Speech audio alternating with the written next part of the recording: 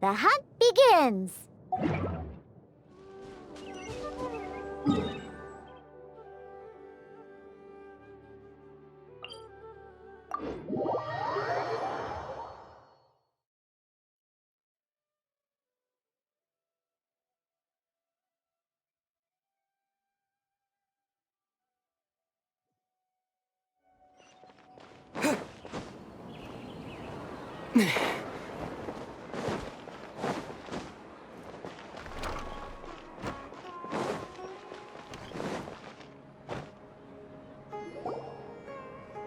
Paimon's trying to remember.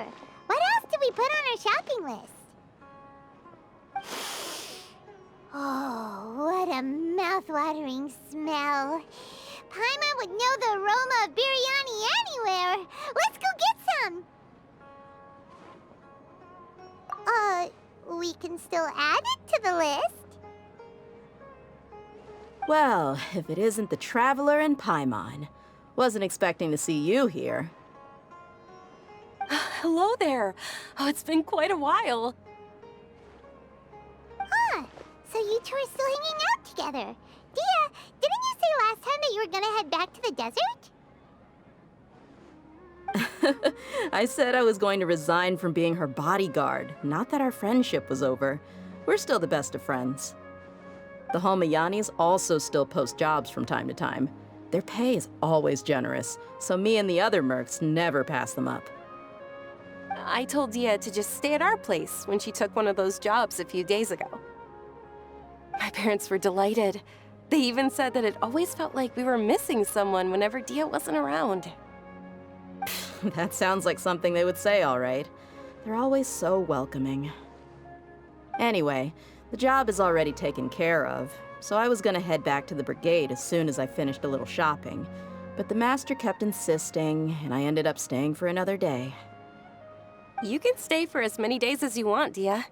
Father hasn't even gotten around to treating you to his best dishes yet. You know I'm not the kind of person to stay put in one place like that, my lady. Don't worry, though. There'll always be next time. But she said they'll treat you to the best dishes! Paimon can't believe you can still refuse that! But wait. Didn't you say last time that you would take me on a trip to the desert? Why don't you just take me with you today, when you leave?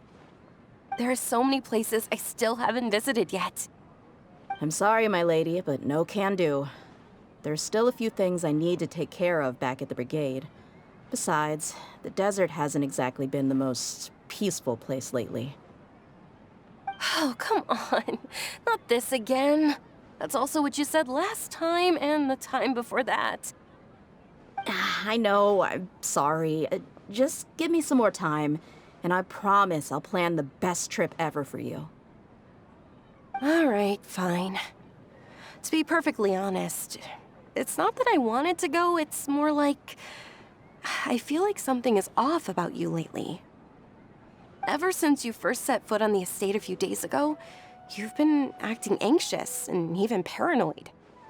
Have you been delaying our trip because you've run into some kind of trouble? Nah, are you kidding? You're worrying too much. Would you swear on that? Friends shouldn't lie to each other, you know. I wouldn't pry any further if you're willing to swear on what you just said. But if something really is bothering you, then just tell me. You know I'll help you however I can. Oh, looks like Dunyarzad was onto something. You're too perceptive, my lady. Seems I can't hide anything from you. I just thought that nothing good could come out of telling you about the messy happenings of Mercenaries. Knowing too much only leads to more trouble. Mercenary life is a dog-eat-dog world where Mora reigns supreme. Everything operates on a completely different set of rules. That doesn't change anything about what I just said, though. We're still friends, and I can only support you if I understand what's bothering you. My lady, you're not gonna stop until you drag it out of me, are ya? All right, I'll share what I know. Let's go somewhere else first. This isn't exactly the best place for a discussion. Okay, let's talk here. Just try not to draw any extra attention. As you may already know, the Eremites have both a lot of mercenaries and a complex organizational structure. Many mercs are no different than me, just going around looking for jobs to earn some mora. My brigade is called the Blazing Beasts. We're not a large group, but every member is loyal and brave. However, not all Eremite brigades are like mine. Some are willing to cross all kinds of lines for the sake of mora. The most notorious is a faction known as Deshret's Relics. Deshret's Relics? Judging from the name, they must really look up to... Yep, you got it. I've heard that you've already crossed paths with Ain al-Akmar. They're one of the groups under the Relic's banner. Oh, you mean the group that tried to sell us the Divine Knowledge Capsule? Yeah, they weren't friendly at all. Deshret's Relics is composed of many smaller brigades like Ain al-Akmar. The Relic's headquarters issues orders to all brigades under his control. On any other day, I would want nothing to do with them. Unfortunately, though, the brigade that's stirring up trouble now is none other than Dehya al-Akmar. Dakan? I think it means beard or something. Believe me, it's a really stupid name. I found it insufferable for years. Anyway, the real issue is that Dehya al-Akmar is led by my father, Kusela. Say what now? I think I'm starting to understand your anxiety now. But what did they do? I won't go into details, my lady, but they've been involved in a lot of violent incidents. We're talking hundreds. Hundreds? Yep. The scenes tend to be quite gruesome, too. They strip the victims of all their valuables before murdering them. Not only have they targeted merchant caravans and ordinary citizens, but other mercenary brigades as well. That's beyond terrible. They won't even spare their own kind. I don't know how Deshret's Relic sees it. All I do know is that Dehya al-Akmar has become more and more aggressive over the last few years.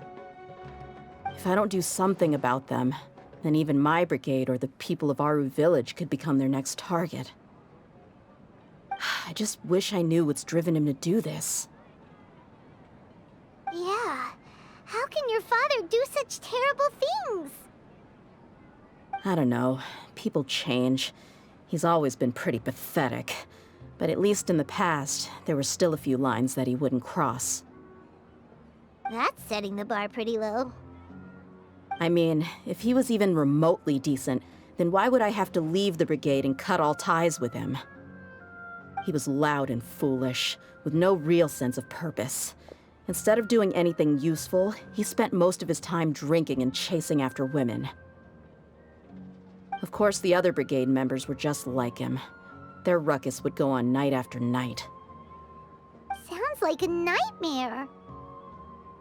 What about your mother? Did she ever step in to stop them? Unfortunately, I never knew my mother. I'm sorry, Dehya. I didn't know. It's all right, my lady. That's pretty common in mercenary circles. Didn't I mention that my father was chasing after women? I was the result of one of those encounters with some random person. He told me that he wasn't sure who my mother was. And in any case, she never came to see me. He'd say, "You'll be fine as long as you remember to stick with Dad." But even then, he left most of the parenting to the brigade. The one thing I do remember is that he used to tell me stories. But the problem was that he had terrible taste. He only knew a few stories, and even those tended to be pretty stale. They were tales of desert warriors defeating dragons in the forest, or stories of mercenaries rescuing princesses from rebel armies. Sounds like your typical fairy tales. More or less, yeah. They were interesting maybe the first or second time around, But after about 20 repeats, they started to get a little dull. He seemed to think those stories were the best things ever, though. He was so into them that he'd call the whole brigade over and make them perform the whole thing as a play. Even the toys he gave me would all be story props. I'd get helmets, shields, and toy swords. It was only much later when I realized that the shows were more for him than they ever were for me. What an interesting guy. Yeah, I've always found him pretty childish, but that was something I could just shrug off. I had no reason to despise him. Until I grew up and learned the true face of Deshret's relics for myself. Looting, blackmail, violence, and fraud. They not only accepted such heinous acts, they would even openly boast about them. No one in the brigade was any kind of hero. Instead, my father and his cronies were more like the bad guys that needed to be taken down. Did they really think that as long as they didn't do any of that stuff right in front of me, I would never know? I think I can understand your feelings. The difference between perception and reality must have hit hard. Yeah, but don't worry, my lady. It's all water under the bridge to me now. I had a huge argument with my father and left that place behind for good. I'm not investigating them due to any bitter feelings I still have towards my father. I just want to protect those that are close to me. Yeah, I told the boys to gather as much information as they could. Most of the reports concern violent incidents, but there's also some talk of smuggling. I see. But isn't this investigation incredibly dangerous? It is, but every mercenary lives life on the edge. It's a lifestyle that I enjoy. That may be true, but it'll be impossible for those who care about you not to worry. Well, now you get why I didn't want to share any of this with you. What should we do? They both have valid concerns. Huh? But there's no need for you to get caught up in this mess, too. Well, he's super tough, so if he went into the desert with you, then Paimon bets the problem will be solved in no time. I'm inclined to agree. I'd feel a lot more at ease if you took him along to help. I'll wait for news from you in the city until then. Please, stay safe. I'm honored that you care so much for me, my lady. All right, then let's get moving. Our first stop will be Caravan Rebot, where we can catch up a bit with my fellow mercs.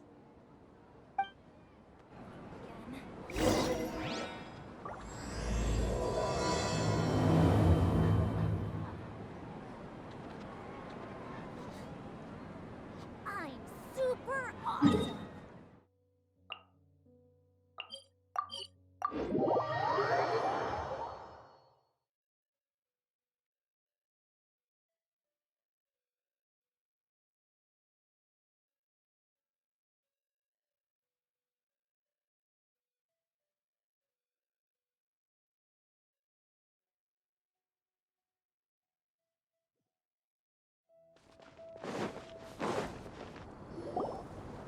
Hey, Dehya, you're back.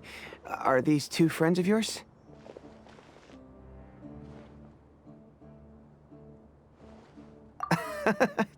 Likewise. There's no need to be so formal with us. We're a pretty casual crew. Anyway, since we've got a newcomer, let me fill you in on what the Khan al-Ahmar's been up to lately. They've become extremely aggressive. Apparently, even their own now have become acceptable targets. They even attack other relics brigades, just the same as any other mercenary brigade. Even the most ferocious beasts still protect their own. But it sounds like they've thrown that straight to the wind. That's right. Once they've collected enough loot off the other mercenaries, they sell it off to a different brigade, or turn to merchants on the black market. A portion of their profits is immediately exchanged for more food and weaponry to be used in their next violent operation. That's terrible. Yeah, and it really makes you wonder why they're so desperate for Mora. A few days ago, Isham and I trailed them for a while, and even disguised ourselves as merchants to conduct trade with them. We were able to learn a few things from the exchange. Rather than saying they're out to plunder and hoard Mora, it'd probably be more accurate to say that they're experiencing an internal power struggle. Wait, a power struggle? You heard me right. The vast majority of their victims are mercenaries from the other brigades of Deshret's relics. If their only goal was Mora, they could have gone after anybody. The targeted nature of their attacks points to a power struggle between the different brigades within the relics. That's the only plausible explanation we have. Unfortunately, we weren't able to find out anything more specific. It seems they're also trying to keep things under wraps. Oh, one last thing we discovered was that over the past few years, as the Khan al-Ahmar became more and more active, Deshret's relics as a whole became a lot weaker.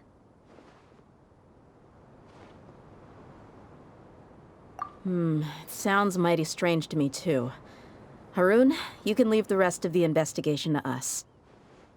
Gotta say though, I didn't expect you to go on a whole undercover mission during the few days I was gone. Sounds like you were really putting your necks on the line, no? Nah, it was nothing. We're just as concerned about the situation as you are. The Khan al-Ahmar is your father's crew after all. What he said. Besides, Dehya, haven't you done more dangerous things than all of us combined? What we did is nothing compared to your experiences. Yeah. And while they went to talk with Khan al-Ahmar, I took a look at the last camp they attacked. Any survivors of the attack were already long gone. There was nothing of value left in the camp. Ah, Hisham and Khalaf. You're here too. We rushed over as soon as we saw you come into Caravan Ribat. Although this new friend of yours looks a little green behind the ears, I'm sensing a special vibe from him. Now that we know you'll have a capable partner with you, we can also rest easy. Hey, what about Paimon? Feel anything special? Oh, you're also planning to tag along with them? Of course! Paimon is the traveler's most important guide. Wherever he goes, Paimon will follow. Oh. In that case, then you'd better take care of her too, Dehya. Don't underestimate Paimon! Don't worry about her. She may look tiny and helpless, but she's been through just as many battles as the traveler here. Even if she had only survived on sheer luck, then that alone would still make her quite formidable.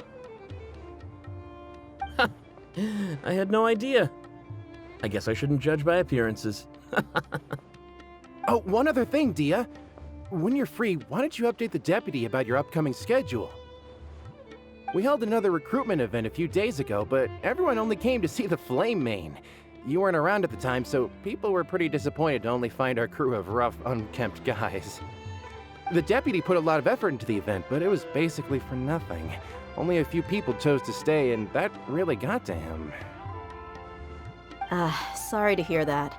I'll be sure to bring him some great liquor next time. I left in a hurry and I couldn't make it back in time for the event. Gotta admit, I can understand their disappointment though. You're our brigade's main selling point after all. Now, if only the deputy could figure out a way to bring a few more smoking hot members into our ranks. Keep dreaming. Remember the last time I invited a couple gals into the brigade? You all just froze up with your mouths gaping like a bunch of scarecrows. The awkward silence and weird expressions left quite the impression on them.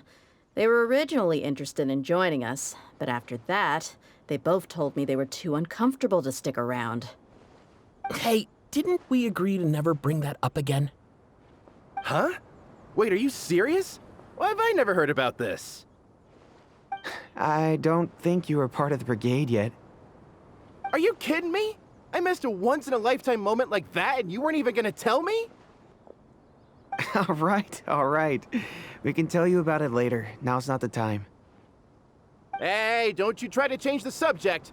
You and Hisham get your butts over here and tell me everything right now. Are they always like this? More or less. There aren't many rules or graces when it comes to mercenaries. We're used to just speaking our minds. If someone starts getting under your skin, you just yell right back at them. And if that doesn't put an end to it, then you just challenge them to a fight. But we also don't tend to take many things too seriously. Being direct and getting it all out of your system as soon as things come up is better than keeping everything bottled up, never talking about it. That's also why I never spare their feelings when I talk to them. If I want to laugh, I'll laugh.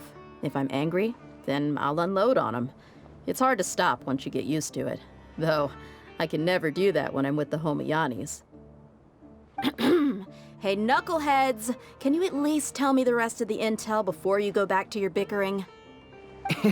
Yeah, you hear her, Holloff?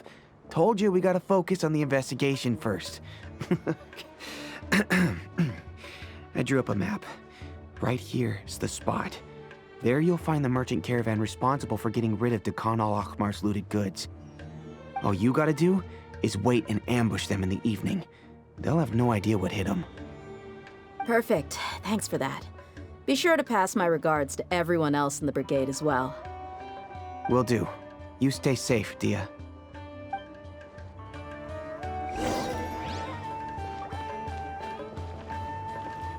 Now, like I said, the two ladies Dehya brought with her were also like super mercs. I'm talking same level as Flamemane here. Oh, you should have seen it. The aura of the two of them when they were standing together, it was incredible. I was just at a loss for words, that's all. Ah, so pathetic. Hey! Shut up!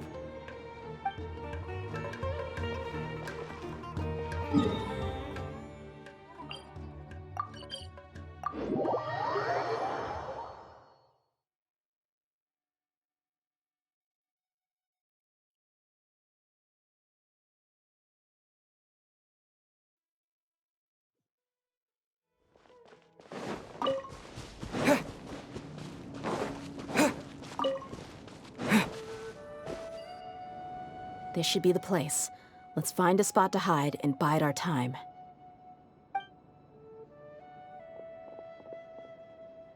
It's gonna come down to a fight one way or another, so let's all be careful. No need to worry. He knows his way around a fight. I'm not worried about that. What I meant is that we probably shouldn't go too hard on the enemy. After all, we still need to get information out of them.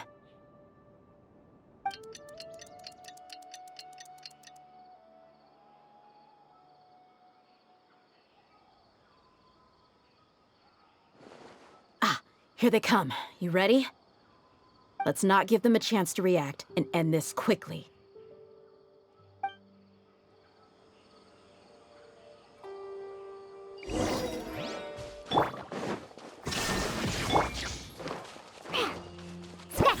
That's close enough! Feeling lucky today? Let's get it on! Kya! Huh! Huh! Hey! Huh! Huh! Hey! Huh! I'll be back.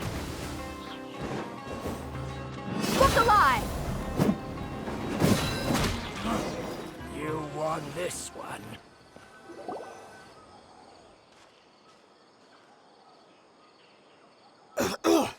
Huh? You're... the Flamemane. Good. That saves me an introduction. All right, time for a little talk.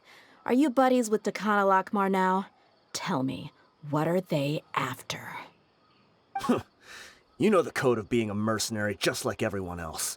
The first rule is to never divulge key information about our employer. What makes you think I'd talk? Ha! That might have worked on an amateur, but I know you're just looking to protect your reputation. Think about it, though. What's your reputation worth if you won't have the other tools you need to succeed in this line of work? Tools like, I don't know, your limbs or eyes? You've got 5 seconds. You might want to think twice about how much your employer's information is worth to you. Whoa! I'm not joking around. We can do this the easy way or the painful way. 2 seconds! I'll save you the trouble.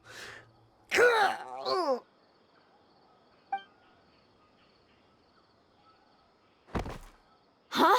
Are you crazy? He tried to bite off his own tongue. Quick, search the area for any first aid supplies.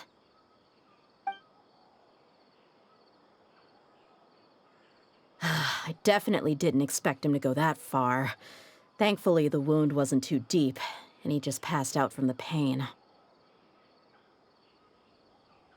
But why would he be so extreme? I just wanted to test his mettle.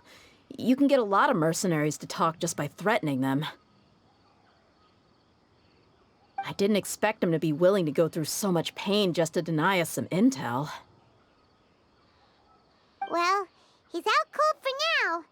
We could wait for him to wake up, but maybe it's not a good idea to interrogate him any further. What should we do? Yeah, don't worry about it. It'll be a waste of time to interrogate him again after that. He might just hurt himself again if we start asking. There are lots of goods around here. Let's search the area. Maybe we'll be able to find something. I'm really sorry.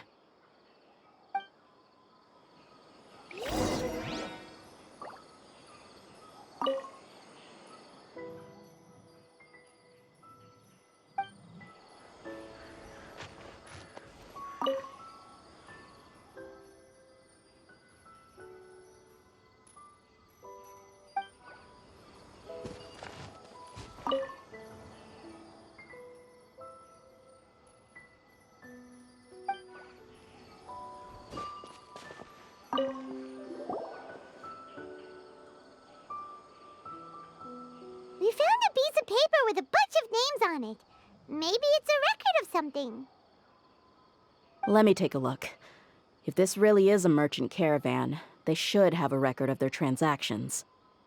Yep. I see an entry for Dakana Lakmar right here. Kusela, Idrisi, Bashar, and Takriti. All familiar names. Dakana Lakmar has been trading for a hefty supply of food, weapons, and medicine. It seems that in the past, they used to receive some canned knowledge as well. This caravan is just one link in their logistics chain. Once in the rainforest, the caravan will exchange the looted goods for mora, and the funds will then be passed to a specific person. That person will then pack the caravan full of necessary goods, which will then be brought right back to Dakana Lakmar. Wait, why is there no mora value recorded for the final transaction? No value? Yeah, every transaction before the last one was marked with an exact amount of mora, but the final one, where they paid for everything to be brought back to the desert, was simply marked as delivered. Perhaps, but they couldn't have known how much they would make off selling the loot. Do they not care about profit margins at all? Anyway, the next part's the records of the goods themselves. There are a lot of entries. Everything was probably sourced from the rainforest. Huh? What's wrong? Shahzaman Homayani? Homayani? You mean Dunyarzad's family? Could it just be another family with the same last name? I'd be surprised to find someone with the exact same first and last name. Shahzaman Homayani is Dunyarzad's father, and the head of the Homayani family. Just what the heck is going on here?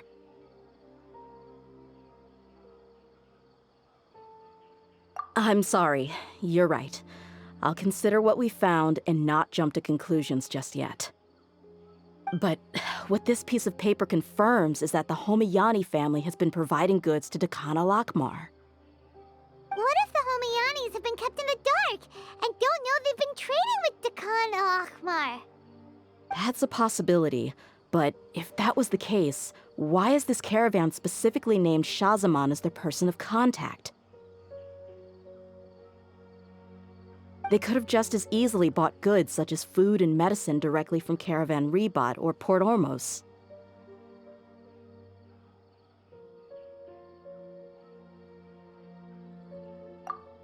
Yeah, funding violence and looting. The brigade gets the goods, and he is paid the proceeds from the sale of the loot. But why would he do something like this? It's not like the Homianis are in need of money. I honestly have no idea. I've been to their estate many times, and I've never noticed anything suspicious. The only potentially large expenditure I could think of would be the treatment costs for Dunyarzad's Elazar. Maybe they borrowed a lot of Mora in the past? But that's still just a speculation. I don't think the Master would stoop so low to make Mora. You're probably right. I know my lady's personality, and she wouldn't deliberately keep something like this from us. But what should we do now? All we found is just another mystery.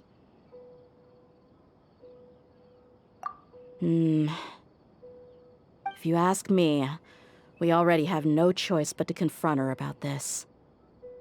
I'm not worried. It's too early to make a verdict yet. I still have faith in the Homianis. Let's go find my lady again. We'll tell her everything and see if she's willing to lend us her support. If we're lucky, we can not only figure out the mystery of this paper, but also follow the trail of breadcrumbs to the people responsible at Khan al-Akhmar. Dehya, are you sure this is the best decision? What if instead of getting the help we need, we just end up revealing everything we've discovered to the enemy? I've considered that possibility. But even still, I want to tell her what we found. I think I owe her that much. True friendship is built on trust. She showed genuine concern for me when we first brought up the topic.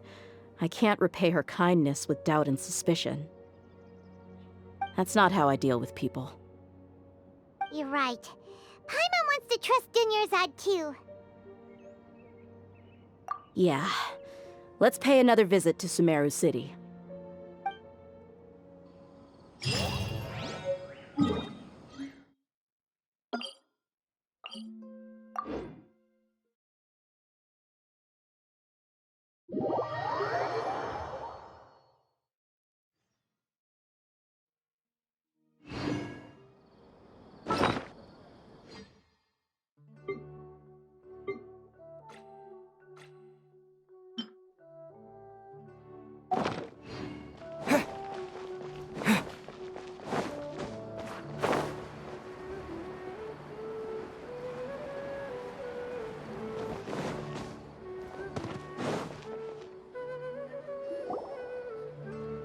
We're back, my lady. Oh, you're back a lot sooner than I expected. You mustn't have run into any trouble then. Well, how did it go? What did you come up with? Actually, we're still investigating. It's just that we've discovered something strange. I see. The clues you found have led you back here, in the city? Something like that. Yeah. You all look a little dispirited. Whatever you found must not have been very encouraging after all. Why don't you discuss it with me? Maybe I'll be able to say something to cheer you up? It's okay, my lady. It's not so much about me being upset with my father or anything like that. How should I put this? So something is wrong. Even the Traveler and Paimon have been uncharacteristically quiet. On any other day, Paimon would have already waved to me with a smile and shouted, "Dunyarzad, we're back!" So tell me, what happened? Well? My lady, please prepare yourself for what we're going to tell you next. It concerns the Master. The Master? You mean my father? Okay, I understand. Don't worry about me. I'll listen as attentively as I can.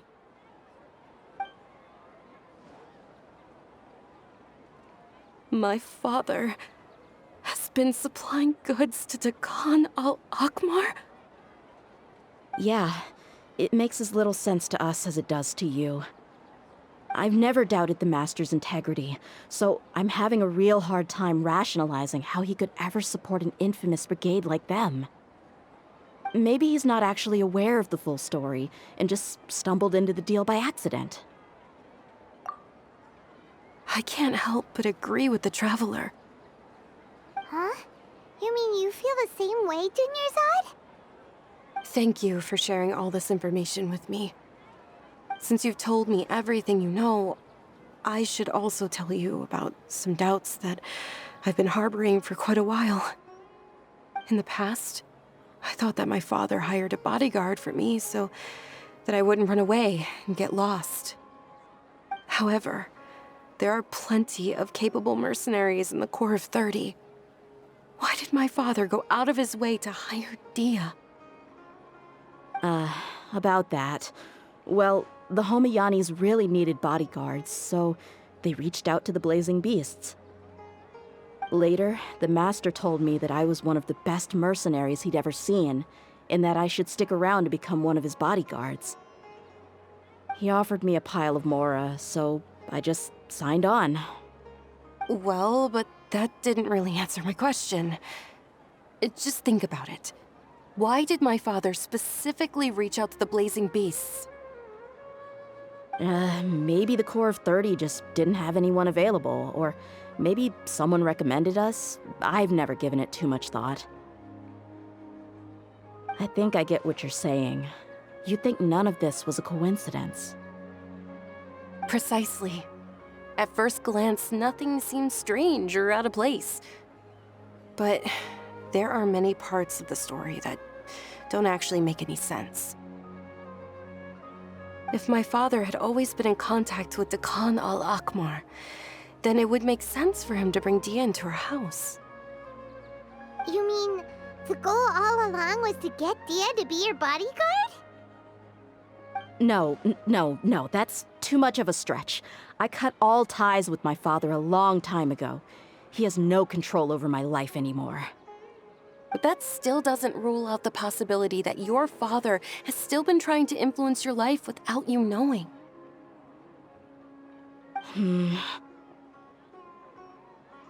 So, the Master was not likely an innocent victim in all of this? Sorry we put all of this on you so suddenly, Dunyarzad. It's okay, Paimon. I should actually be thanking you. Regardless of his reasons, if my father has truly been funding a violent group of mercenaries, then it's my duty to bring him back to reason. But is that really the right thing to do? My father has committed many atrocities and deserves all the punishment that he has coming to him. I have zero sympathy for him. You may call me an ungrateful child, but my feelings will remain the same. However, the Homayani family has treated me with nothing but generosity and kindness. If we decide to investigate this further, we could end up implicating the entire Homayani family. I would be biting the hand that's fed me over all these years. Dehya. It's all right, Dehya. If anyone were to ask, you could always just say that I'm the one who instructed you to get to the bottom of this. You don't have to do that, my lady. I'm not conflicted because I'm afraid of taking responsibility. Besides, you're the one we should all be worried about right now. Hey, it's still too early to give up hope. What was that thing about friendship again? Right, yeah, trust! You said that yourself, Dehya. Besides, there's no point on getting all riled up before we've confirmed all the facts. Thank you, everyone. That makes a lot of sense. I guess I should always remember the trust that I've placed in people. In which case, my lady, could you ask the Master to come out and have a chat with us? Sure thing. I also hope he'll be able to give us a logical explanation. Let's meet at the usual place then. Usual place? right.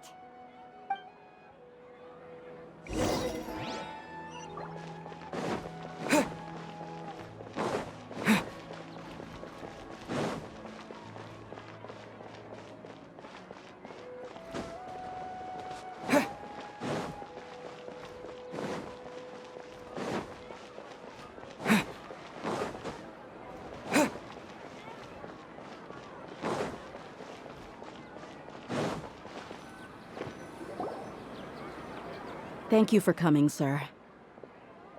Please allow me to introduce these two. This is the Traveler, and next to him is his travel companion, Paimon. Ah, yes, my daughter has mentioned them from time to time. It's a privilege to finally meet them in person. But we may skip all the pleasantries for now. What is the important matter you wish to discuss with me today? Well, we wanted to bring this transaction record to your attention. There's something on this record that we're all pretty curious about.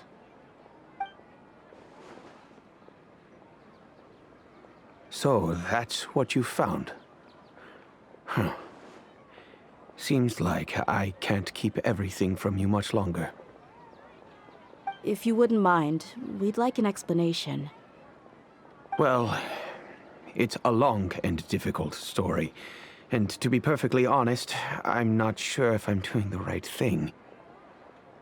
What I do know, though, Dehya, is that the truth will bring you no solace. If anything, it will likely cause you a great amount of anguish. Wait, me? Yes, I understand perfectly why you came to see me. And I am touched by your collective commitment to do the right thing. But knowledge always comes at a price. And sometimes, as they say, ignorance is bliss. Your father, Khaenri'ah, and I both believed that. Of course, you have the right to seek and learn the truth, but I must warn you. The facts of this matter may reduce everything you've built for yourself into sand, blowing in the wind. If you must proceed, then Khaenri'ah's heartfelt efforts will also fade into the wind like a fleeting mirage. His heartfelt efforts? I'm sorry, sir, but I'm not sure I follow. I've made it this far in life without a single drop of my father's support. I have my own ideals and ways of looking at the world, as well as people and causes that I've chosen to cherish and fight for. None of these things have anything to do with him. I came here today to support you as the head of the Homiyani family. No warning will change my stance on that. I understand. Then let me tell you a little story. Our family once needed to take a trip to the desert when Dunyarzad was just a baby. Along the way, we were attacked by bandits. They had superior numbers and quickly overpowered our bodyguards. When all seemed lost, a group of passerby Eremites lent us their support. Those Eremites were Khaenri'ah's brigade, Dekhan al-Ahmar. Khaenri'ah's men told me that the attackers were Eremite mercenaries, just like themselves. I was shocked. Why would Dekhan al-Ahmar go so far to save us and not spare the fellow Eremites? Khaenri'ah was grinning and walked over to play with baby Dunyarzad. She was startled by his unfamiliar face and nearly started crying. Really? I never knew. He said that he had no particular reason to help us. He just took pity on us because he had a daughter about the same age. We started talking about our children, and I sensed that he was a devoted father. To repay his kindness, I hired his brigade to help out at our estate for a time, and offered everyone generous remuneration. So, that's what happened. It was many years before I saw him again. I almost didn't recognize him the next time he came knocking on my door. The man I knew to be strong and healthy had been reduced to a shell of himself. He couldn't even walk anymore without his cane. So, what happened to him? He was perfectly fine when I left the brigade. I'm not too sure myself. The only thing that didn't change was his cheery disposition.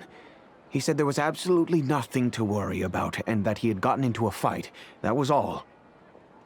He then suddenly asked me if Dunyarzad, now that she had grown, would need a bodyguard of her own. At the time, Dunyarzad was going through a particularly severe bout of her Elazar. There was no need for her to have a bodyguard when she could barely leave the house. But he kept coming back to the topic. Come on, it never hurts to be safe. How do you know a bodyguard won't come in handy one day? I was completely lost at first, until he recommended the Blazing Beasts, and in particular, a mercenary named Dehya. So he was the one who recommended Dehya to you. Indeed. He didn't say it out loud, but it was clear that he saw Deshret's relics as an evil group who would eventually corrupt every member in their ranks. He was already beyond redemption, but he hoped that he would be able to detach his daughter from the vicious world of mercenary life. If Dehya could stay in my house and keep working as a bodyguard, then gradually her affinity for the desert would decrease, and she'd be able to leave her previous life behind. And that's why you offered her such generous compensation? Yes, but not just because of that.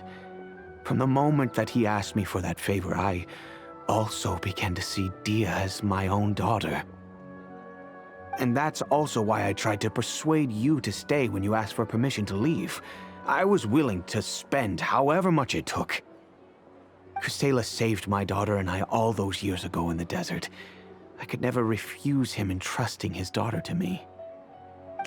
He was always like that, acting like he's oh so smart and self-righteous. Khaenri'ah said that he'd reimburse me for a portion of Dehya's fees. I refused to take any mora from him, but he'd always send me funds anyway. Eventually, I just accepted them as a token of his gratitude. And that went on for a while until I received another letter from him a few years ago. The letter contained a request to help him buy food, weapons, medicine, and even explosive materials. Wait! Isn't that around the time that the Khan al-Ahmar started becoming more aggressive? That's right. When I started to hear some nasty rumors, I became wary. I wanted to meet him face to face to discuss things. But by then, he was no longer receptive to my requests to talk. If I had to guess, it's probably because he doesn't want to put Dehya at risk. That thought occurred to me as well. I figured that he probably came to me for help because he had nobody else to turn to. After some deliberation, I decided to send him some food and medicine. I turned down all his requests for explosives and weaponry. I am aware that even such a reduced gesture of support could lead to others coming to harm, but I could not simply reject his plea for help. In the end, it probably was the wrong decision. I plugged my ears to the rumors and just chose a solution that made me feel least guilty about myself. If you can, please tell me where he is now. None of the things he's doing right now make any sense if he's just trying to keep me from getting tangled up in his world.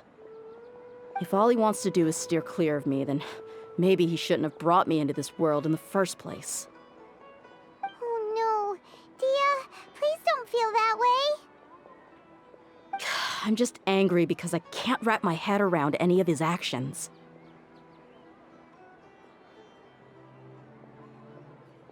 Another way? I don't know. I knew him, and he was nothing more than a childish brute. I can't understand what's going through his head. But I guess you do have a point. We haven't uncovered the whole truth yet.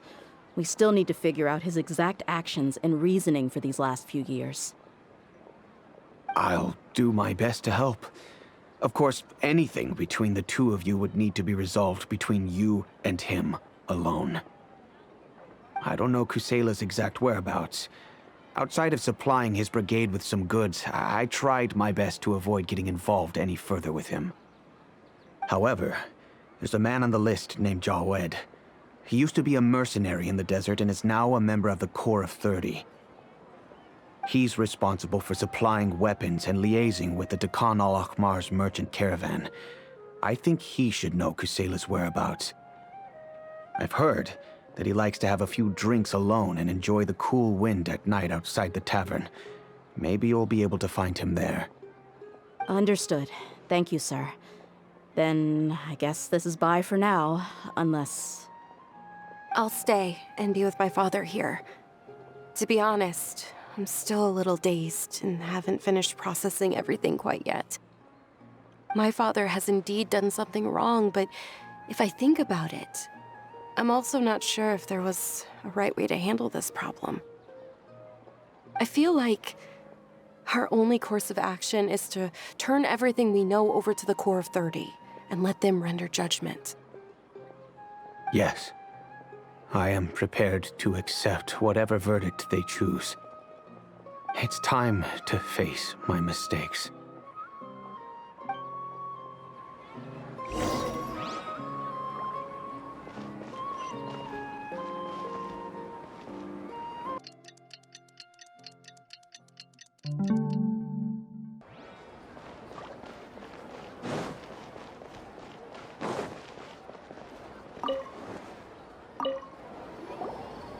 Huh? Who are you guys? I know what you've been up to. Smuggling weapons to violent brigades in the desert while working for the Corps? Pretty bold, if you ask me. Shh. Keep your voice down. How do you know all that? Come with me. We should take this elsewhere. I'll be happy to talk things over once we're somewhere private.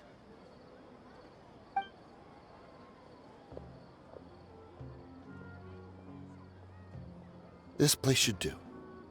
All right. Back to my question. How did you all know about me? Don't worry about that for now. You know what kind of punishment you'll face once we report you to the Corps, I assume. Wait. There's no need to jump the gun. Let's talk this out. What are your terms? So what's in it for you anyway, Mora? Well, I was a little tight on money at the time, and Kusela took good care of me in the past. I waited in my mind, and I couldn't find a reason to turn the opportunity down. I wouldn't only be helping my benefactor, but I could also make some quick mora. Let me tell you how it is. We're investigating Khan al-Ahmar, and we're gonna put an end to their operations. If you provide some help for us, then we might just put in a good word later to reduce the terms of your punishment. Hey, why don't we discuss this a little first? Listen, I made quite a bit of mora from my last run. You just give me a number, and I'm sure we can... Shut it. My patience is running out. You should know when a mercenary is after something other than money. All right, sheesh. But you gotta promise you'll put in some nice words for me later. They're always on the move. Here's the spot they were at the last time I made my delivery to the desert. Feel free to go have a look. I'm just telling you though, it's not on me if they're not there anymore. Sure. And then you can forget about any nice words from us. Hey, come on. Now you're just being unreasonable. Really? And how do I know you're not leading us straight into a trap? Don't forget, you're the one with no bargaining chips. All right, I get it. Why don't you go take a look, and if they're not there anymore, I'll try to figure out something else for y'all. Now that's more like it. Let's move. And as for you, try to stick around the city until we get back. You don't want us to call the folks from the Corps and have them drag you back to the city.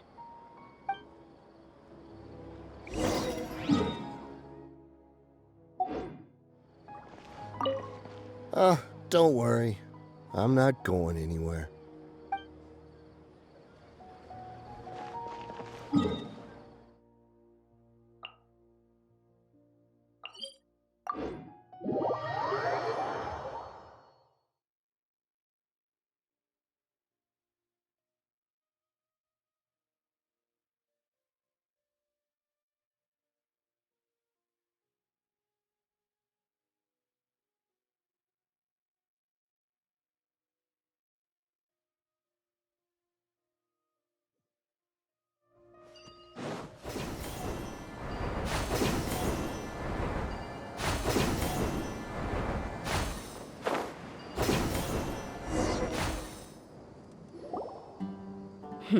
Seems like we're in luck. That should be their camp right up ahead. Let's go. We'll finally get to the bottom of this ourselves.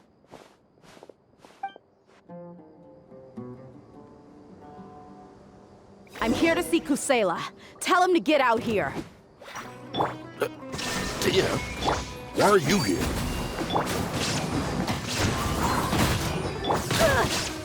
Let's get it on! Haven't you all done enough? Oh, so are you also here to stop us? Stay out of this. It's got nothing to do with you. That!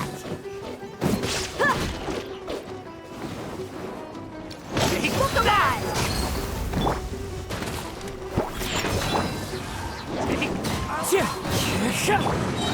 Diana Special!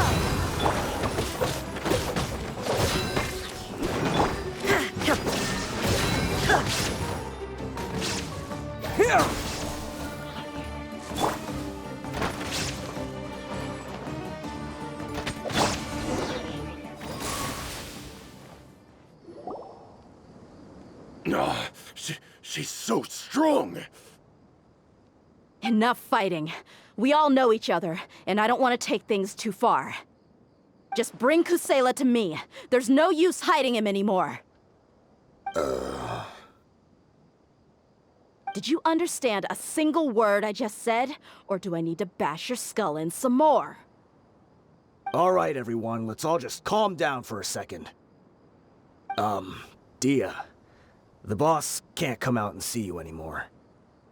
He died a long time ago. What? Seems like you've been out of the loop for a while. Guess that's for the best, though. At least, that's what the old man wanted. When did he die? What happened to him?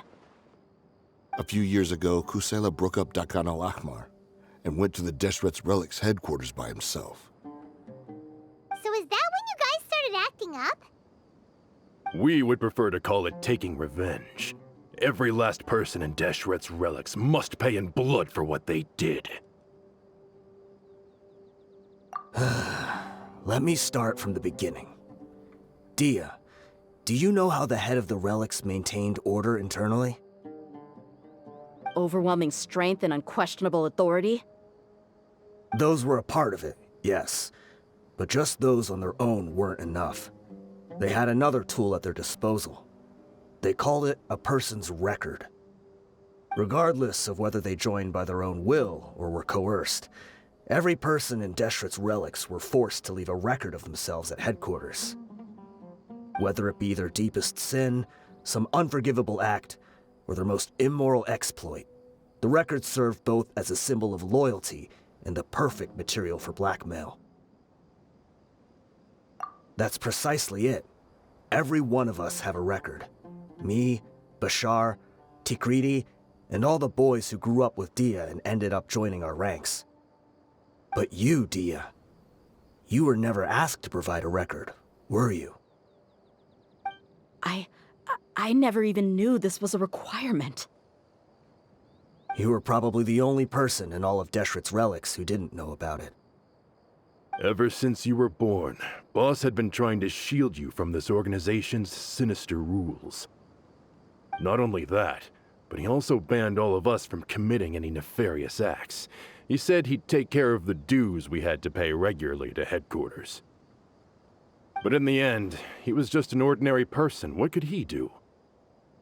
He was forced to go to headquarters again and again to account for missed dues and incomplete records. He'd come up with all kinds of excuses and get beaten up as a result. We all knew he was doing that for you. He wanted to get you out of this world, no matter what it took. And that's why he became a shell of himself and couldn't walk without a cane. Wait, but that doesn't make any sense. I didn't know about any of this, and I'd never seen him get injured or beaten. Because you were too young at the time. How would you ever tell between wounds from a beating and wounds from battle? When you left home after that final argument with him, he seemed to age by a decade overnight. Even his hair went gray, So, even the blazing beasts were... Yep. It was all his doing. Had he not arranged them to come to you, you probably would have been reduced to a pulp before you ever left the desert. A few years ago, Boss said he needed to make another trip to headquarters. He was already pretty weak then, and we all assumed he was going to get beaten again. I suggested that he hand the role of leadership over to me, but he said there was no longer any need, since the Khan al-Ahmar would soon be no more. His words made no sense to me, but that night, we heard that a massive fire tore through headquarters and razed everyone's records to ash. Everyone gained their freedom that night. Many members fled, not just from our ranks, but from the other brigades as well. But how could we leave with a clear conscience? All of us who knew exactly what had happened. The boss can't have just died for nothing. Those heartless jerks at headquarters took him from us. From that point on, the sole purpose of the Khan al-Ahmar became revenge. The big fire that Boss started was quite a blow to headquarters' strength. It's given us the opportunity to launch our attack. Even though we're outnumbered, we vowed to see our revenge through to the very end. There were people from headquarters who changed their names and went into hiding. Some fled to other brigades, and others escaped to the rainforest. But we won't let any of them escape our wrath. They'll all pay for what they've done. We've suffered plenty of losses as well. To keep going, we need an enormous amount of supplies, from food and medicine to weaponry and explosives. All we can do is exchange our loot from Mora, and then use that to get supplies. We forged Boss's handwriting and sent out many letters to his former friends. Thankfully, many people were willing to come to our aid. We were also able to attract many mercenaries who shared our goal. We've endured unspeakable pain to win many impossible battles. Deshret's relics have become weaker and weaker, and now we finally have an opportunity to directly strike their headquarters. Paimon doesn't know what to say anymore.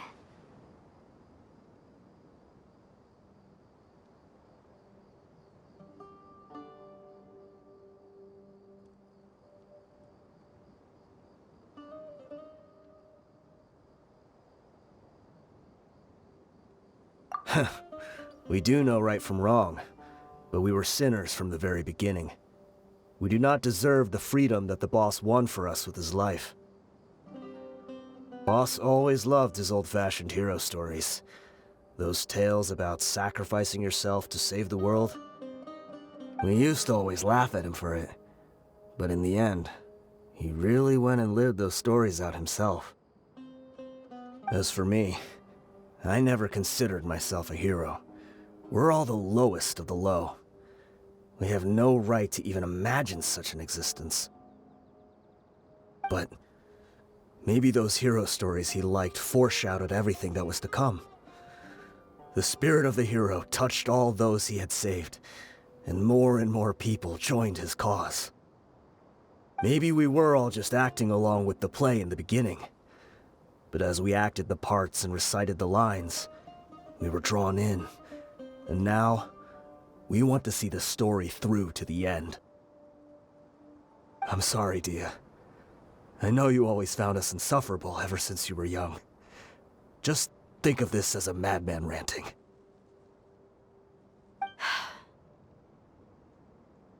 I'll go with you. Huh? Dehya? You wanna go with them? I grew up with these guys, and I know they're not bad people.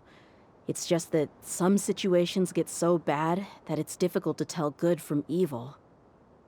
All I know is that Deshret's relics must be destroyed. Furthermore, I want to go see the place for myself.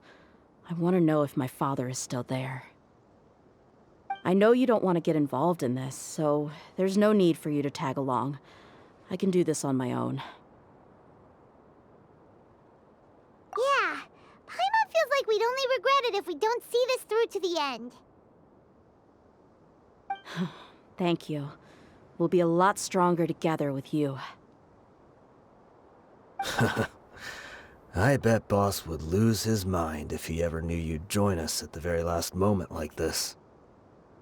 Considering all the losses and injuries we sustained, we can't afford to turn down someone as powerful as you. He can think whatever he wants. But the fact is, I owe him this much.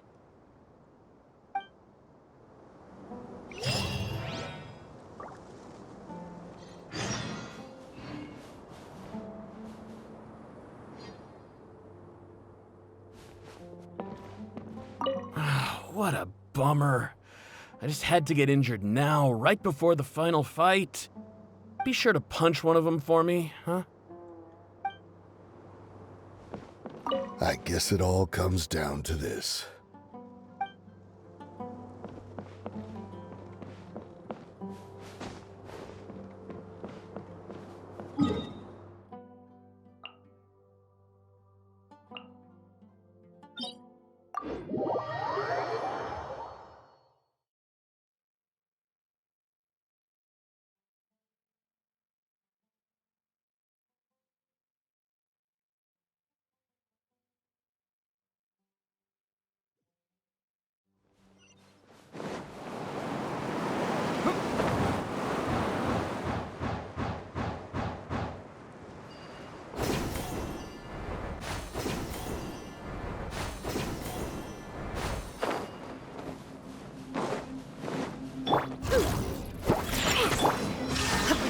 Clouds high, the birds call, wind strike, propagate!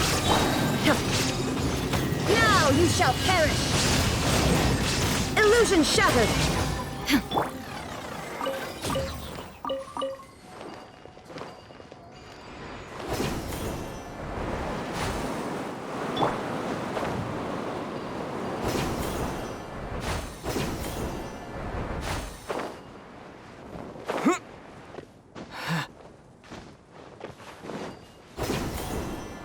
Is this the entrance? We sure didn't run into much trouble on the way here. Should be. I don't think they have enough manpower left to post guards and defend their perimeters.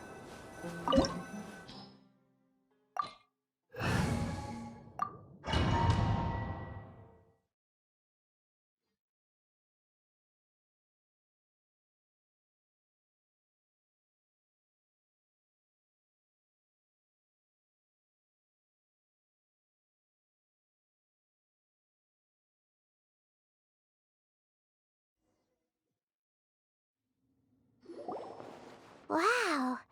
Paimon didn't expect it to look like this on the inside. They should all be holed up in here. Don't know how many people they've got left, though. Who cares? We'll round up all of them. Still, we should be careful. Even if they've only got one shot left, it could still take us out. Yeah, we'll know what they're really capable of once we've landed some hits on them. Deshret's relics may have been a force to be reckoned with before, but their name means nothing now. Yeah, they don't stand a chance with you here. I'll take the lead. I've been here once before.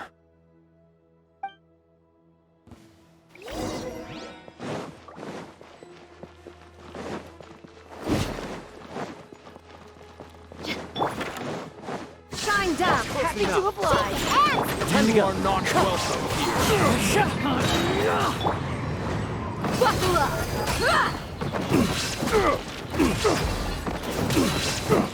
Scatter!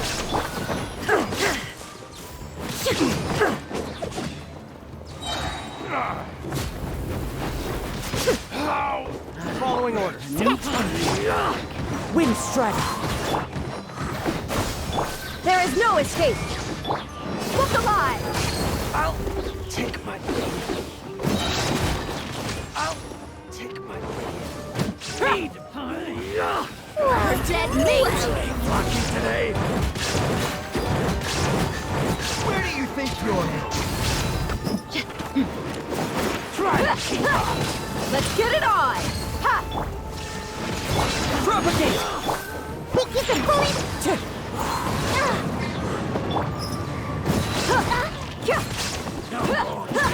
Your sleeve!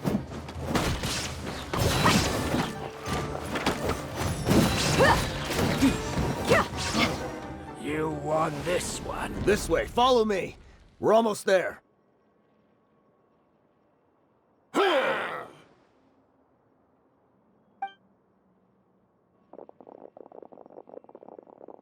Wait!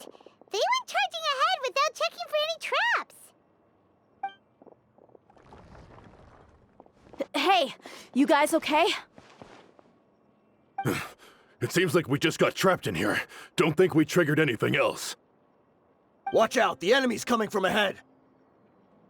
Well, now that things have come to this, seems we'll have to fight our way through. Don't worry about us. We knew something like this could happen. Go and take a look around. There could still be another way through. Let's go! We can't let the boss down! Let's check if there's another way! The sooner we can make it through to help them, the better. Let's see. I think I see a way through over there, but it's being blocked by something. Let's try our luck with that mechanism. Okay, let's go!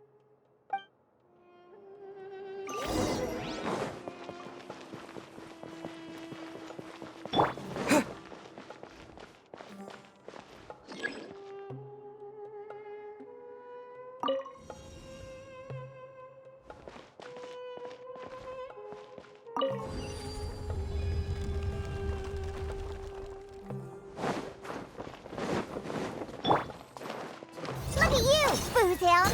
Shaking it! Illusion shattered! You asked for it!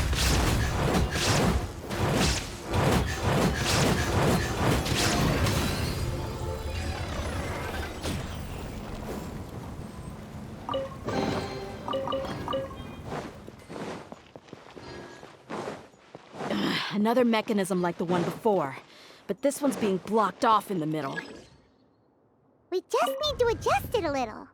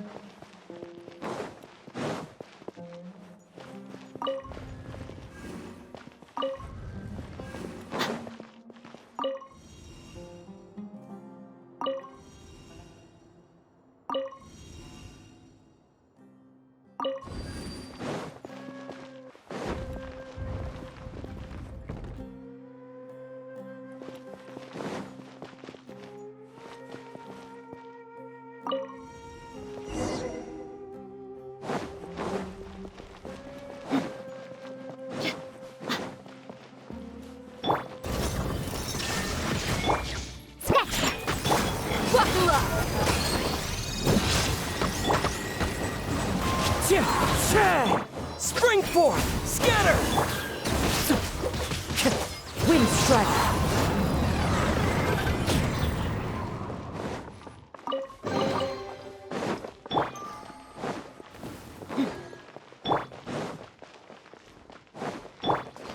Diana Special! Let's get it on! You're dead meat!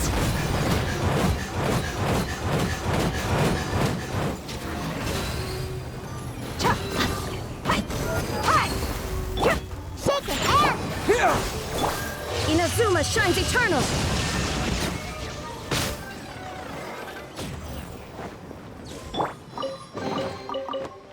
Look at you, Boo!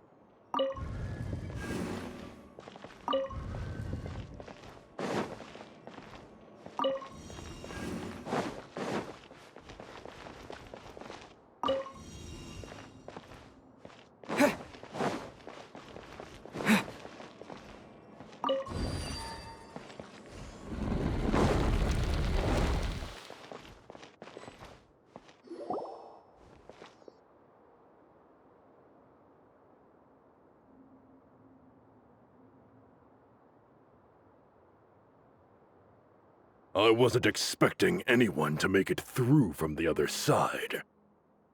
But as a desert dweller, I suppose we should be used to our folks defying all expectations. Don't waste your breath. You have nowhere to run.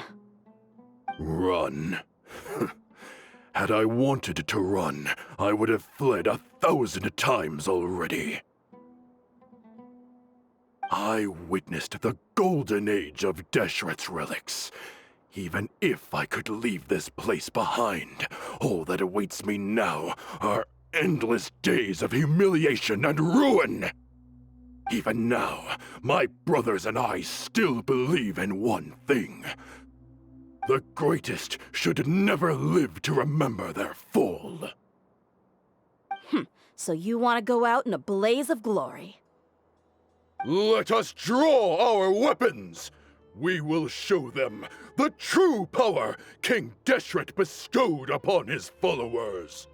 They are but two, while we hold within ourselves the entirety of the relic's glory.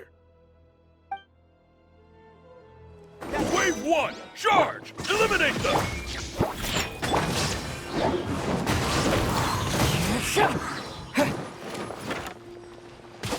Yeah! What? Scatter! I'll take my... Yeah! Yeah! You Don't think that you've won. We're just getting started.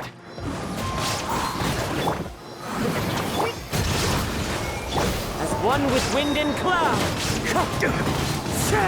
Propagate! King Deshret will not abandon any one of his followers.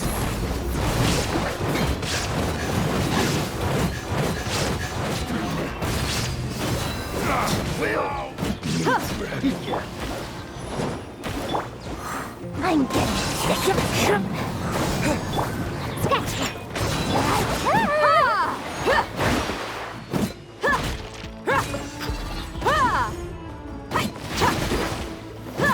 There is no escape!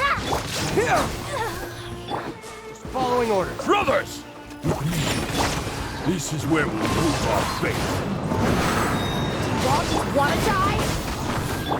None of us plan to leave this place alive!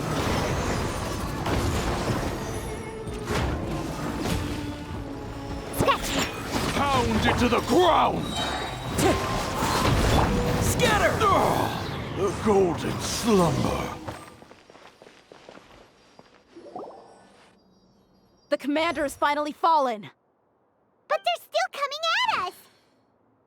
This place is like a gladiator's ring. They just keep coming no matter how many we beat. Yes, keep fighting! There's no need to fear, and no need to back down! This is our last stand! When the next wave comes, try to draw away their attacks. I'm going to see if I can take out that high platform.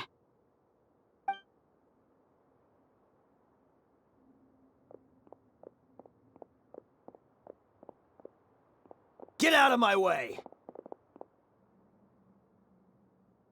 Come and face me, Michel! Ugh, so they've broken through the front as well. Apologies, Lord Michal. They fight like absolute madmen. No matter how much we throw at them, they just keep coming for more.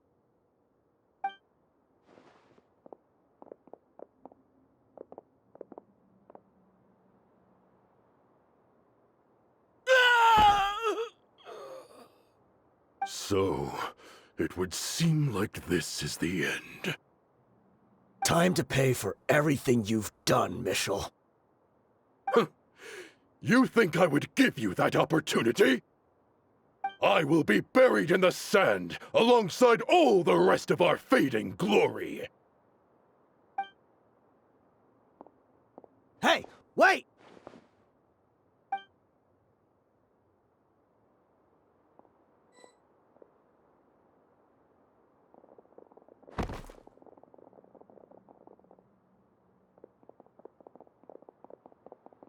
We were too late.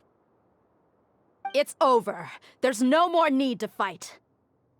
But if you're still going to cling on to your so-called mercenaries' pride, then I'll give you all a good beating as well.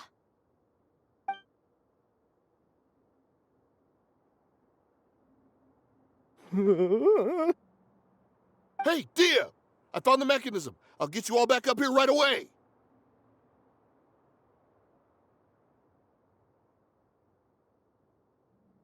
Let's go.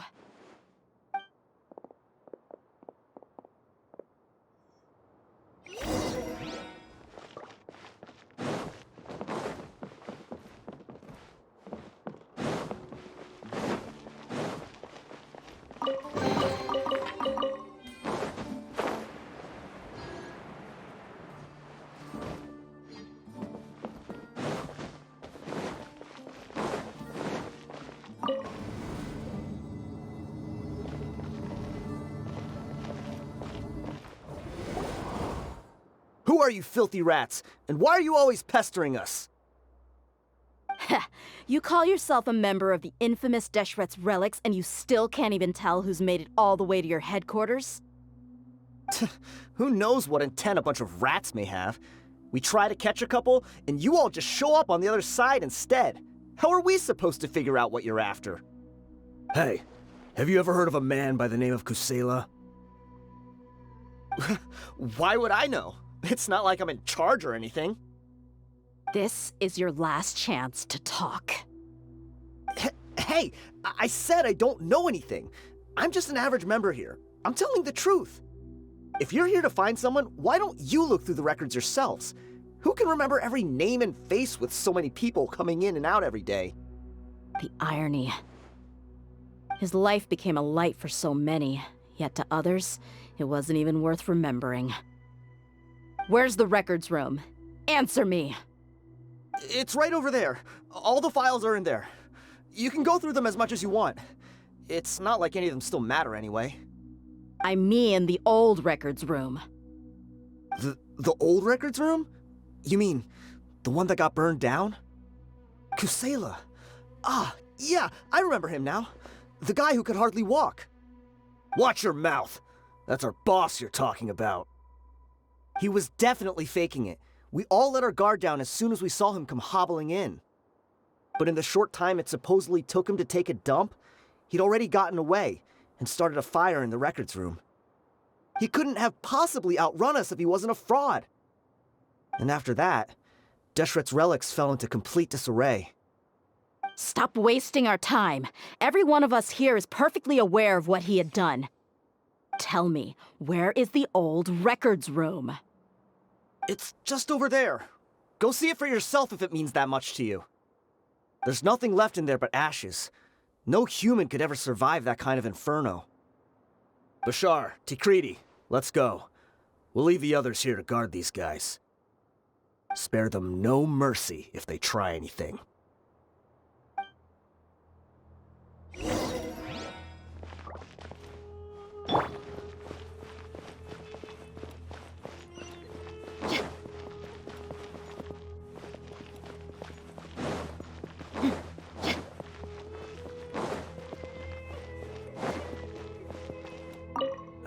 I've already told you everything I know. Can't you just leave me alone?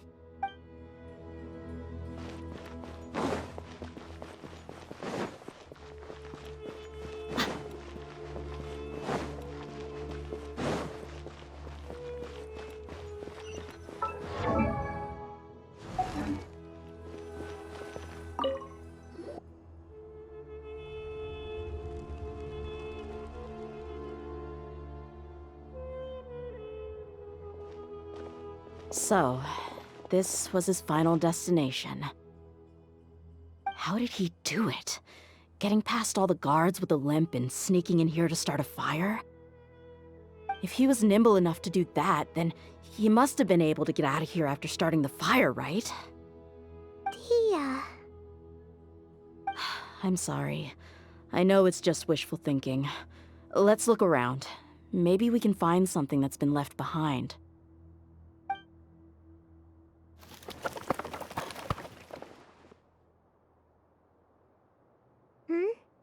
Is this a cane? It must be the one that Dehya's father used. Kusela. Thanks for everything, boss. We're fortunate to somehow find that cane after that fire. Let's split up and look around some more. What if something else has been left behind? But what else could survive a fire like that? Huh?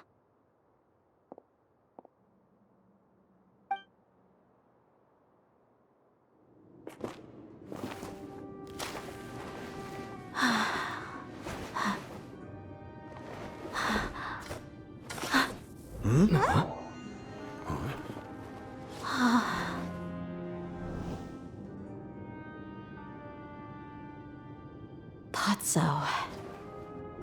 Wait! Isn't that the toy sword you played with as a child?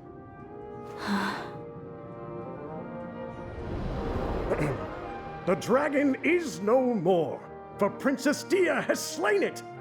Its head now hangs above the city gates. Her bravery has brought eternal peace and prosperity to us all. Dehya, come on. This is the most important line. You can do it.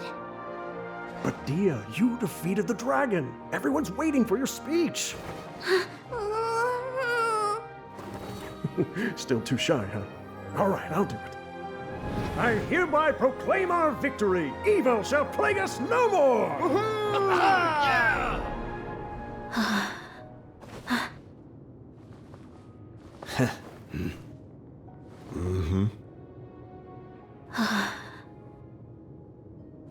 I hereby proclaim our victory.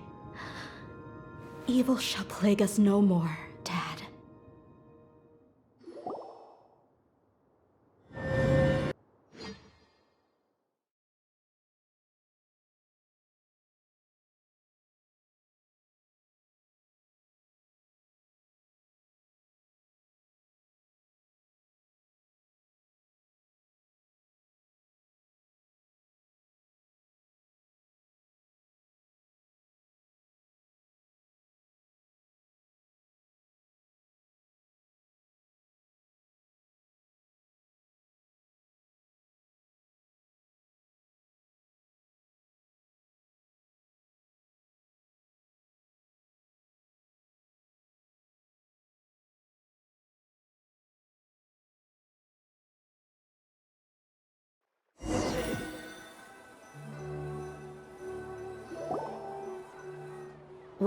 What's this?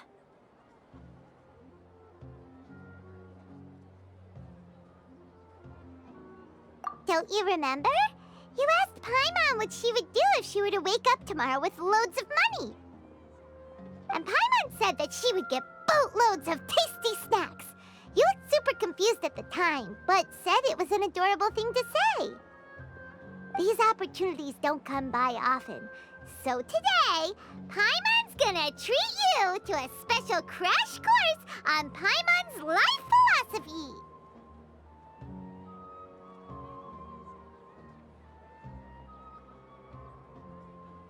Hey, come on! Paimon's not that stingy.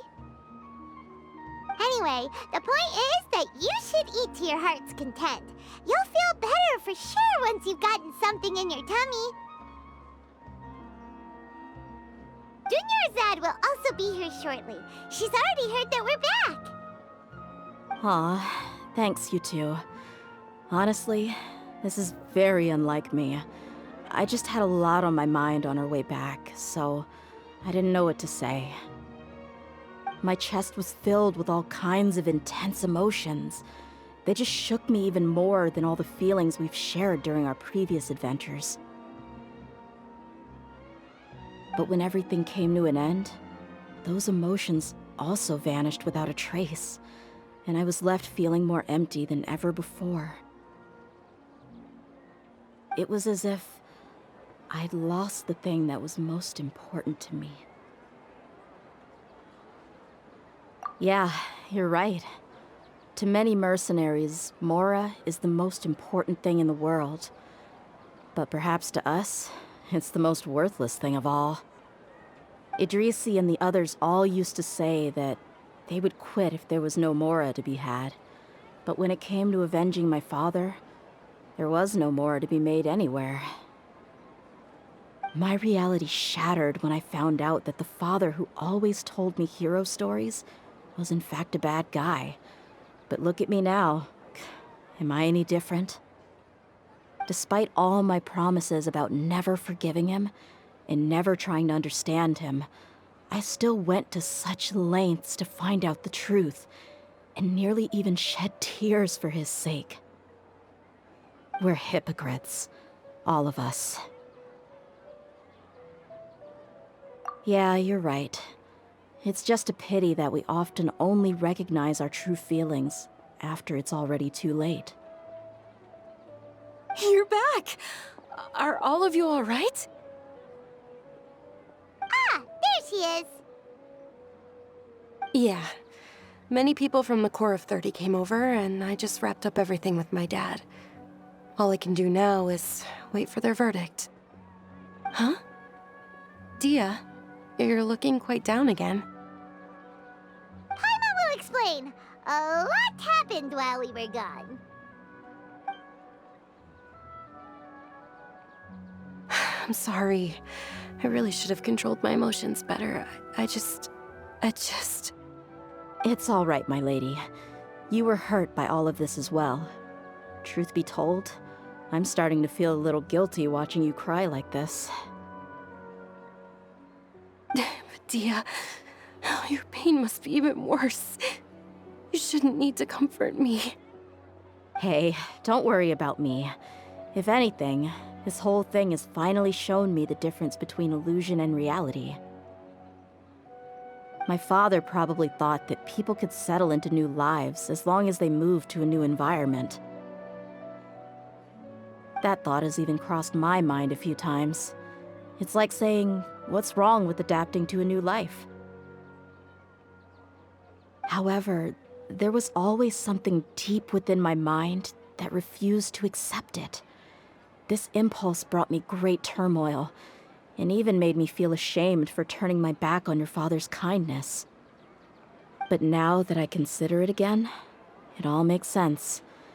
The desert sands are a part of who I am, and I will never be able to lead a peaceful existence. I understand how you feel. That doesn't mean I won't be making any changes to my life, though. As an example, I'm now thinking about taking on some small odd jobs. It's just like Idrisi said. I also want to catch up to my father and become a character in his play. Even if the ending of the story may be childish and ridiculous, it won't really matter. Isn't that neat, though? Oh, you'll be a whole new kind of mercenary, one that's not out for Mora. Why don't we go for a change of scenery once we finish eating? What about stopping by the Grand Bazaar again? Right. You said you wanted to get a rug for your family. We'll come along too. I can't thank you enough for taking care of me this entire time.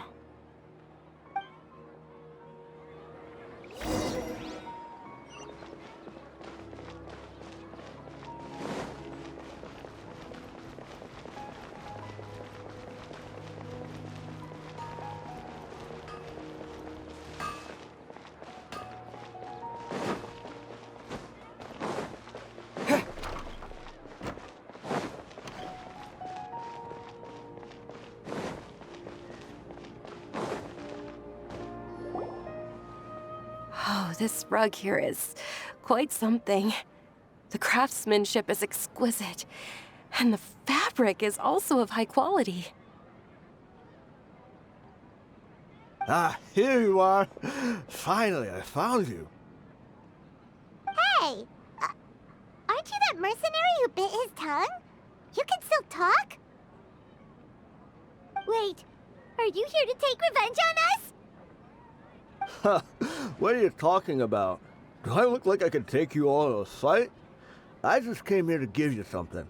I'll be on my way to give myself up to the Corps after this.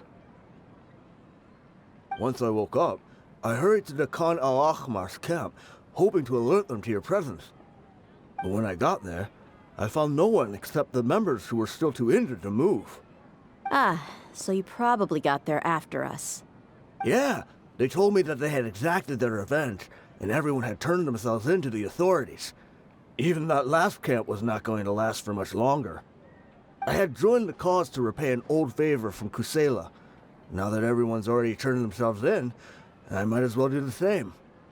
One of the injured members gave this box to me, and told me that it contained some of the old man's last possessions. Everything left in the camp will get confiscated, so I figured I should get this to you before the court could get their hands on it. Thank you. No worries. We are all just living our own truths. There's no need to comment or judge anyone for it.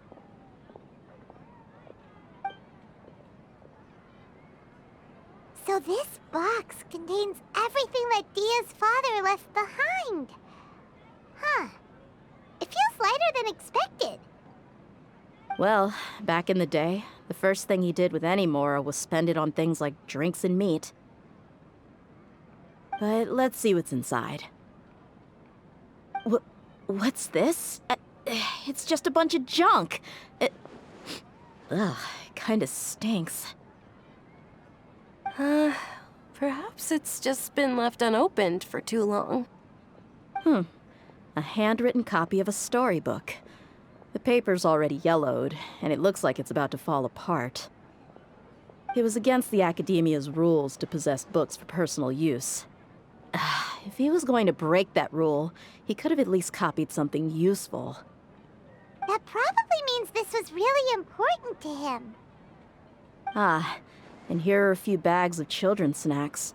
The packaging's completely deteriorated. Maybe that's where the smell was coming from. Did he get those for you? Yeah, but here's the thing, though. Even when I was a child, I was never a fan of these kinds of snacks. He'd always say that he got them for me, but in the end, he always ate more than I ever did. Who even leaves snacks in a box like this anyway? Isn't that just common sense? Forget it. Let me see what else is in here. A razor, some buttons, some round iron tiles, a wooden toy puppet, a wool scarf, which from the looks of it probably belonged to a woman, and a hair clip? Why are these things here? I'm suddenly feeling a little scared. I'm sorry, my lady, but this is just the kind of man he was. He probably saw this box as some kind of personal trash heap and dumped any and everything in there. 2 empty liquor bottles. Tell me, you guys, are these the kinds of things that a normal person would leave behind? Huh? There's something in the bottle! Oh, you're right. All right, I got it out. It seems to be a piece of paper with some writing on it. The bottom part's all damaged from moisture, though. Let's hope the writing didn't smudge. I was suddenly seized with an urge to write a letter after finishing this bottle. I just folded it up and left it in the bottle, though. If I end up forgetting about it, it won't really matter. To Dehya. It's a letter for me? It's all right. I'll just read it out. If he went to the trouble of writing a letter, there must have been some important things that he wanted to say. Or at least record down. My condition's becoming worse and worse. Can't even walk without a cane anymore, much less go out and have fun. Guess I don't have many days left. If you're reading this letter, then I suppose I'm already long gone. You were adorable as a baby. Everyone loved you. And regardless of whether you were crying or laughing, everyone enjoyed having you in the group. But once you grew a bit older, you were no longer nearly as happy or cute. It's probably Idrisi's fault. He was never up to any good. Can you believe this guy? He can point the finger at himself. Anyway, back to the point. To summarize, I'm writing this so you would know not to feel sad for me, even if you end up finding out the truth. The reason being that I was never your father to begin with. Wait, what? Surely, he must be joking, right? I don't know. I was quite formidable when I was young, and 100 times cooler than some so-called flame main. Really felt like the whole world was under my feet. With just a teeny tiny bit of effort, I felt I could rule over the entire desert. But as fate would have it, I went out into the desert for a drink one day and discovered a baby in the sands. It was you. You were just lying there, small and helpless. You were so tiny that if the wind blew for just a little while longer, you would have been buried forever. But your cries were so loud they made my head hurt. Now that I think of it, you really were a bundle of energy. Sounds like he's serious. I told Idrisi and the others that I had slipped up with a woman while out and about. None of them even doubted me. I'm sorry that I had to lie to them for so long, but I really had no other choice. I was their most esteemed leader, after all. It's not like I could just tell them that I suddenly wanted to play at being a father. At this rate, I'll puke up all the liquor I just drank from this bottle.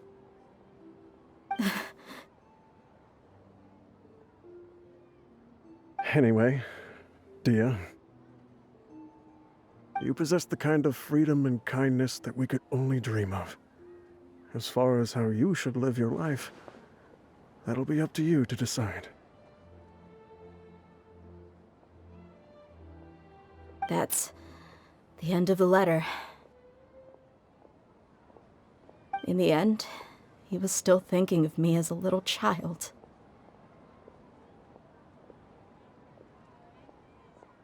I suppose, or I would have suffocated under the sand a long time ago.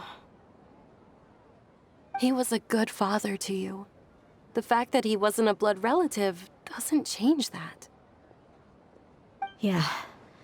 It's just a pity that we had to learn the truth of everything like this.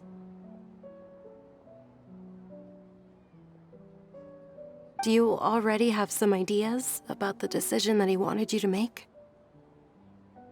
I do. If he first found me alone in the sands, then I want to try my hand at finding the person who abandoned me. I just have one wish. To tell them a story. That there once existed a childish and foolish jerk with a heart of gold. And that only under his care was I able to grow and mature into the person I am today. If you end up finding any leads, can you share them with us? We go on adventures all the time. Maybe we'll be able to find some information for you. Sure, I appreciate it. I wasn't expecting you to be so enthusiastic.